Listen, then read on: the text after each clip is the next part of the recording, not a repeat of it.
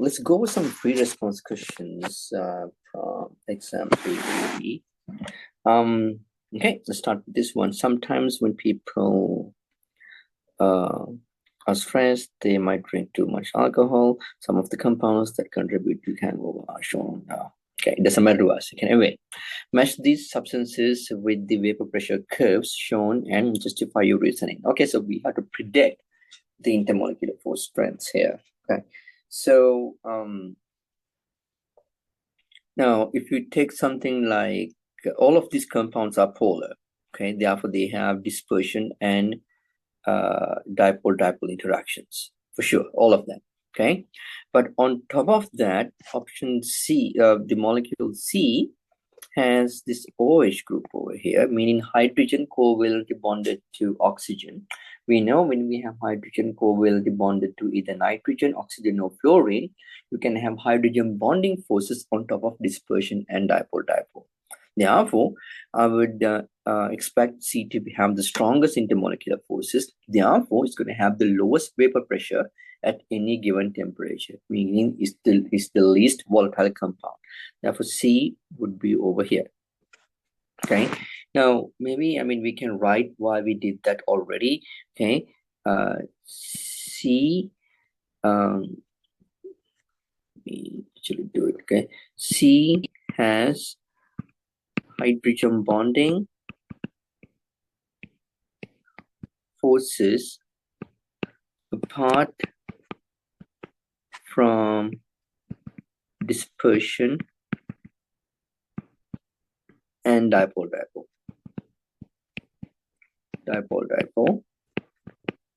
Dipole forces. Okay.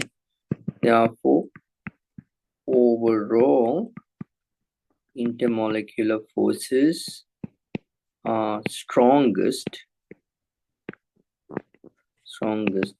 in C. This one. And then what we're going to do is we're going to compare A and B and see which one has a lower intermolecular forces. Okay, and that should cut it. And then that's the one we can that we're going to justify. All right, between A and B, both of them are polar. They have dispersion and dipole-dipole. But in A, you have a CH3 group instead of a hydrogen. Okay, because of that CH3 group is containing more electrons than just hydrogen. It's going to have stronger dispersion forces than B. Okay, so for that reason, I would say that A would have the B would have the highest vapor pressure because it has the weakest intermolecular forces overall. Okay, and then A should be over here. Now, if we justify that, can say that B has the weakest overall intermolecular forces as its dispersion forces are weaker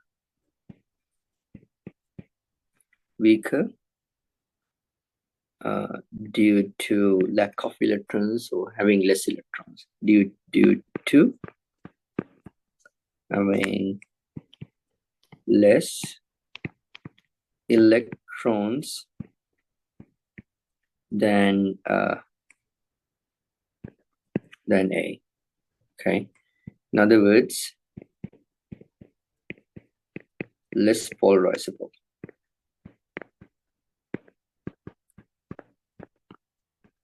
Okay, so that should justify that. Pre-response 2, nitrogen oxides are pollutants that can stress the environment. The Lewis structure of N2O is shown. Okay, use it to answer these questions. Okay, now determine what intermolecular forces N2O has and explain why it has those intermolecular forces. Okay, so it's a polar molecule, you're going to have a dipole moment going towards this oxygen over here. Why? Oxygen is the most electronegative atom, therefore we should have a partial negative charge, and nitrogen should be partially positive here. Okay, that's a net dipole moment. And then does not have hydrogen bonding forces because it does not have hydrogen covalently bonded to nitrogen, oxygen, or fluorine. Okay, so the types of intermolecular forces we have dispersion forces. Okay, why?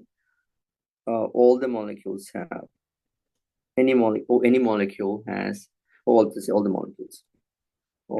molecules have dispersion forces because they have electrons. Okay, dispersion forces, and then it has dipole forces. Dipole forces. Okay, because the molecule is polar.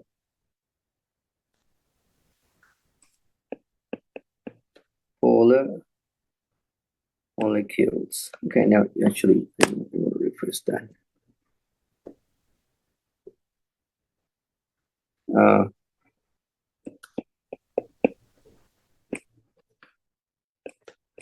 It's a polar molecule. Polar molecule. Okay, polar molecules have dipole forces, and then no H bonding forces. We just need to justify why it doesn't have H bonding forces as well. Forces, okay, and why? Because no H covalently bonded to nitrogen, oxygen, or fluorine. Okay, so this should justify the types of intermolecular forces. And B, draw and label all intermolecular forces in the space below. Okay, we can do that. Okay, so first of all, the dispersion forces. Okay, so what you want to do is you want to draw two molecules. We don't have to draw the, it doesn't ask you to draw the Lewis structure because it's already drawn. So I'm not going to do that. I'm going to stop doing that. Let's say this is our molecule. So this is this electron cloud. And then here's another molecule of that. Okay, and this is its electron cloud.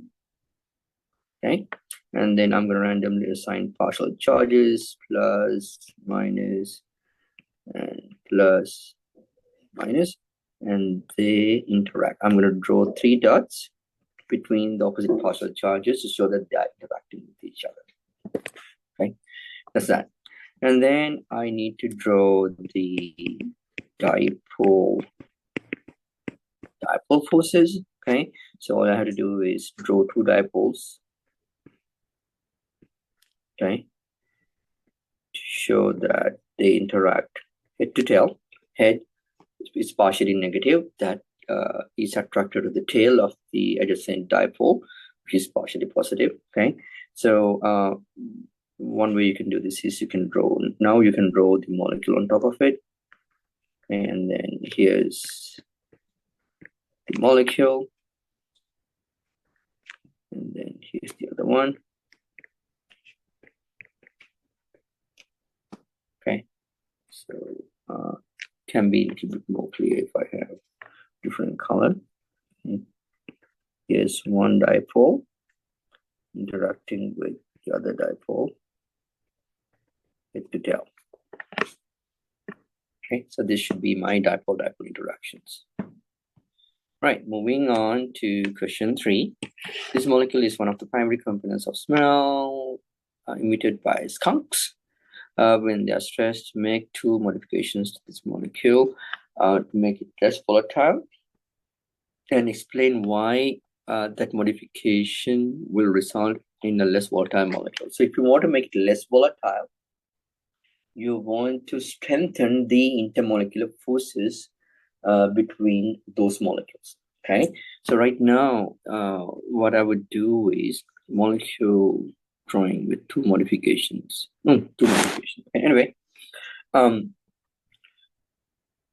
yeah, so I'm going to redraw the molecule. I think that's the best thing to do. So just with I don't want to use red. Let me use this. So here's the molecule. Okay. Now I'm gonna do my modifications. Okay. It can be any modification because it's not specified anywhere that you do a specific thing here. Okay. Um, one thing you can do is oh shit, something happened. Okay. One thing you can do is you can replace a CH3 group with, I don't know, something like this. So this in CH3 group, I'm going to replace by an amine group. Okay. And then two modifications. Okay. So maybe, I like the SH because it's going to increase the dispersion force strength because it has a lot of electrons. Or the thing you can do is you can add maybe another polar side. Okay, so maybe you can add a carbonyl group, or you can add an OH group. Okay, let's do a carbonyl group. Okay, so yeah, and then we need to explain why these modifications should strengthen the intermolecular forces. Okay, so the goal is to strengthen the intermolecular forces. So the goal to strengthen the intermolecular forces because that will lower the volatility. In modification 1, right, here's my modification 1. It's my 1 and this is my 2. In 1, replace CH3 with amine in this 2. Okay,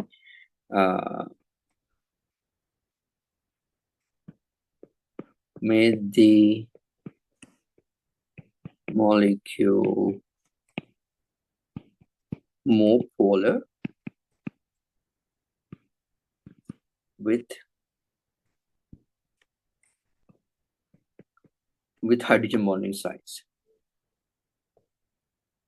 And we want to add, let's say add a second, polar, and adds H bonding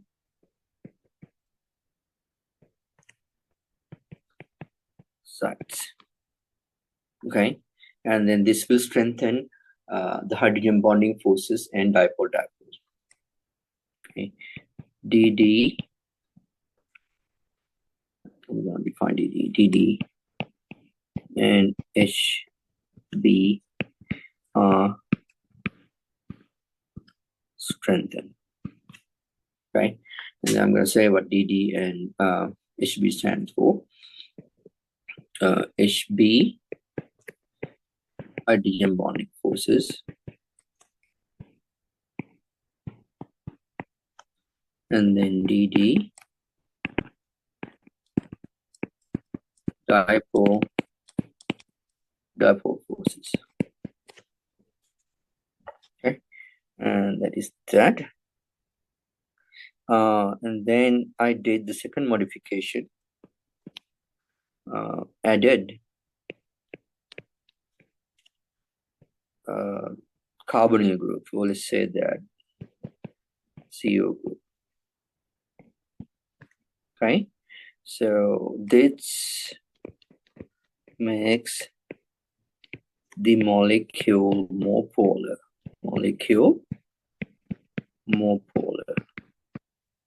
Strengthening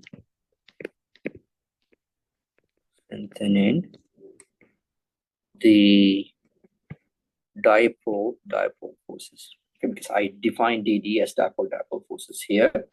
Okay, so we should take care of that. All right, moving on to question 4.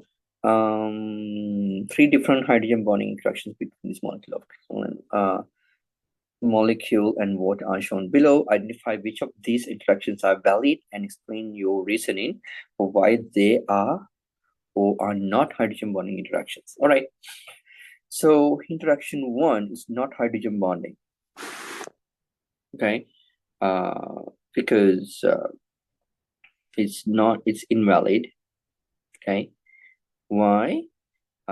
Hydrogen is not sandwiched between nitrogen, oxygen, or fluorine. Okay, hydrogen is interacting with another hydrogen. They are both partially positive. Okay, they repel, so it's not gonna work. Interaction 2 is valid.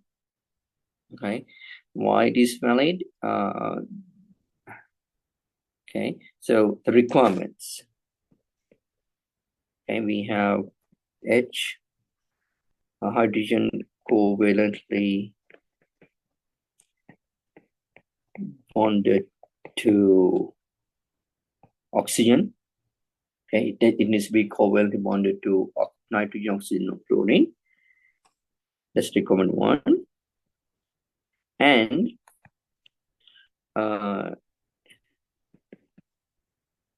it's sandwiched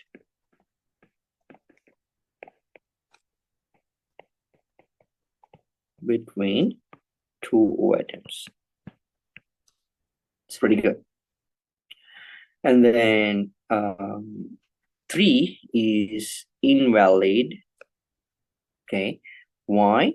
That hydrogen that is interacting with oxygen. Remember this dotted line, the 3 dots indicate the interaction. Okay, so hydrogen bond, trying to indicate the hydrogen bonding interaction. Okay, that hydrogen that is involved here is bonded to a carbon over here. Okay, so that is not a nitrogen, oxygen, or fluorine. Yeah, it's not a hydrogen bonding interaction. Okay, the hydrogen is not covalently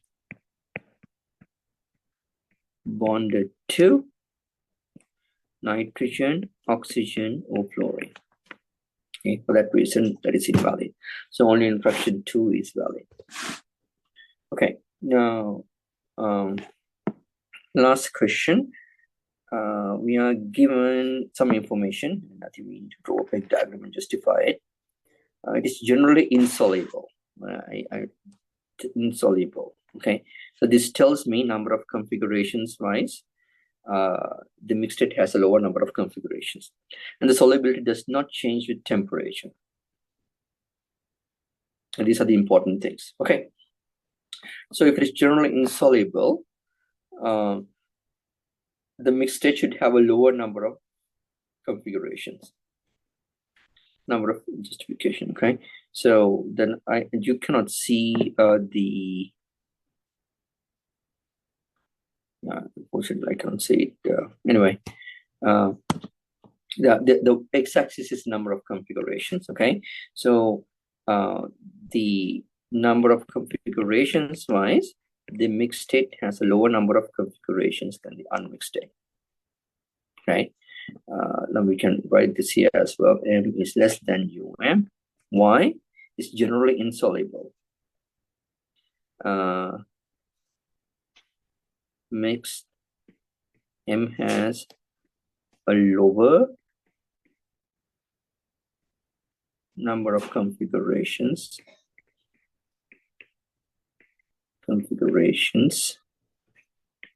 as it is generally insoluble.